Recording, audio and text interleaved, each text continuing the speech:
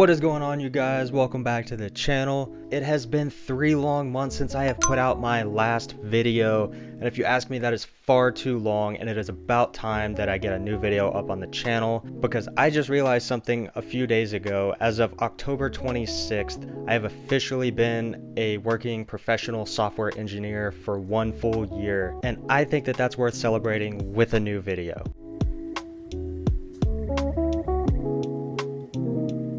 If you had asked me just 2 years ago if I had even thought that I would be where I'm at now, honestly, I couldn't even imagine. I was honestly just unsure of when I would get my lucky break and land my first developer job. It always just felt like an uphill battle, and I've really just been so fortunate that my cards have played out the way that they have. I was able to land that first job after 47 applications, which some people will say was really fast. Honestly, it was. I was very fortunate.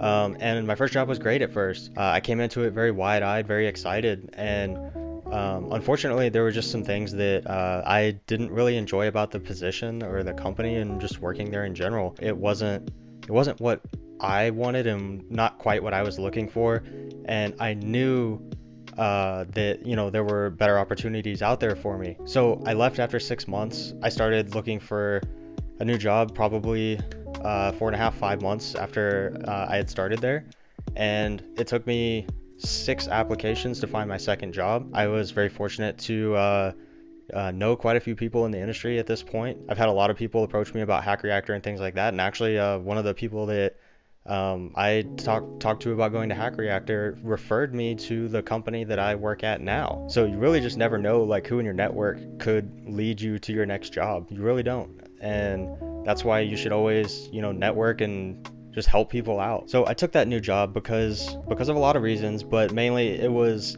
much more in line with what I wanted to do with my career and my career goals. I knew from the beginning that I wanted to work as a full stack developer. My first job was a front end position, and I mean that was great for getting my foot in the door, but I knew that it was not where I wanted to be long term.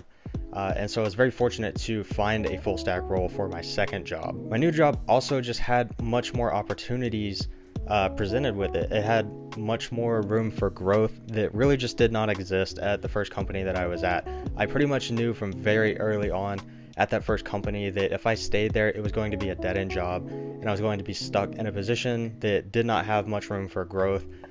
Did not really have many learning opportunities, and it was just not going to be great for my career. So I knew that I needed to get out of there as soon as I could. The main reason that I really ended up sticking around for about 6 months was because I knew that if I had at least a little bit of time working in that field that I could put down on my resume, that it would hopefully help me out pretty substantially in my second job search, and hopefully it wouldn't take as many applications to start getting some interviews and hopefully some offers, which fortunately that played out in my favor, because as I mentioned, it only took me 6 applications to land my second job. Since I started working here about 6 months ago, I have grown so much as a developer. I've gotten to solve so many types of interesting problems that I had never even seen before. Also, just a large part of it is just due to the great learning environment and the culture that's supported here at this company and within the developer teams. They support learning and growth so much that honestly it's like the perfect environment, especially as somebody who is on the more junior side, or even in the mid-level range, because there's so many great senior developers here to learn from,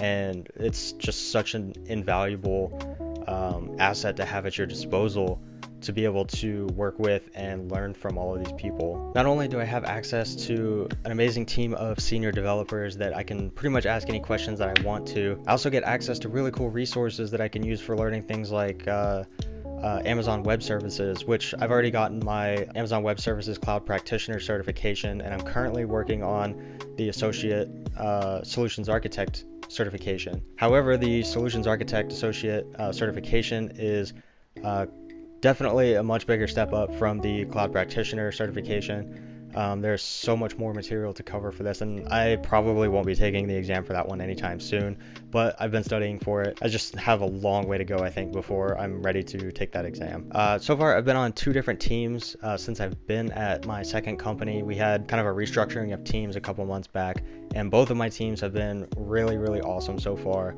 I have like 0 complaints about these guys. They're amazing, and these teams have just been so helpful in just like my journey to learn like everything that I can get my hands on here. I just know that like anybody that's on my team, like I can always reach out to these guys and I can always just ask them any questions that I have if I'm stuck on a problem, if I want to pair up and do some code pairing.